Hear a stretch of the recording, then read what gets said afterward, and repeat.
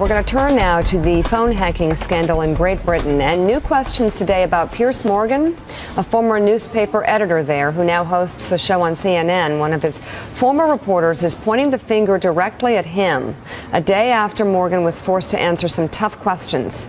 NBC's Stephanie Gosk is live in London with more on that story. Stephanie. Good morning, Miko. These hearings have been going on for 5 weeks. The sitting British judge has heard a litany of questionable tabloid tactics, including illegal phone hacking, the sifting through of celebrities' garbage, as well as high-speed paparazzi chases. It's really been a chance to hold reporters and their bosses to account. This time, it was Piers Morgan's feet being held to the fire.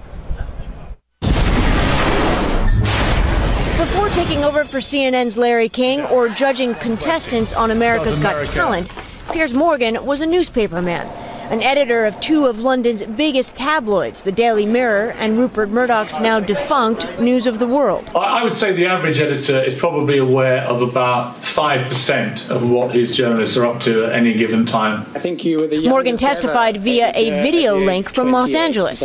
He denied any knowledge of illegal phone hacking. Have you listened to recordings of what you knew to be illegally obtained voicemail messages? I do not believe so, no.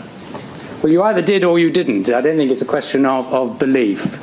Today, a former business reporter for the Daily Mirror who went to jail for insider trading says hacking regularly took place while Morgan was editor. I would say that it was very unlikely that he didn't know that it was going on because, as I've said, there wasn't very much he didn't know about.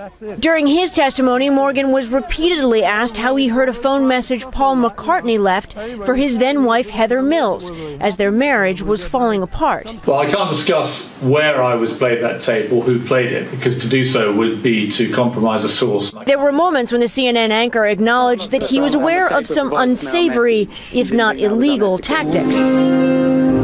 Elton John's bank statements were rummaged from the trash by a reporter nicknamed Benji the Bin Man. Did I think he was doing anything illegal? No.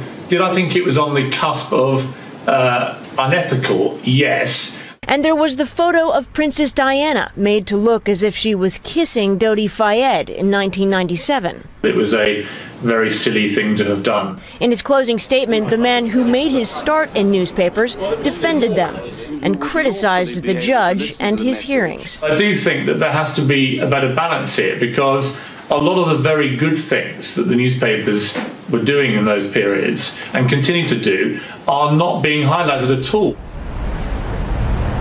But this inquiry and also the criminal investigation that is ongoing is not about what good the newspapers are doing. It's about reining in an industry that a lot of people in this country believe has been operating above the law. And there are many journalists here in the UK, London specifically, that think when this all wraps up sometime next year, there are going to be some new rules. Mika? All right, Stephanie Gosk in London, thank you very much. I'll tell you, you look at James Murdoch's testimony, you look at Piers Morgan's testimony, it looks like these people, Mike, are walking on a thin tightrope.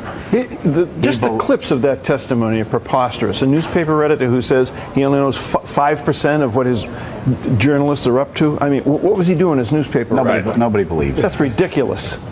Yeah. All right. The fact is that the odd thing is about the two cultures, about our press culture and their press culture.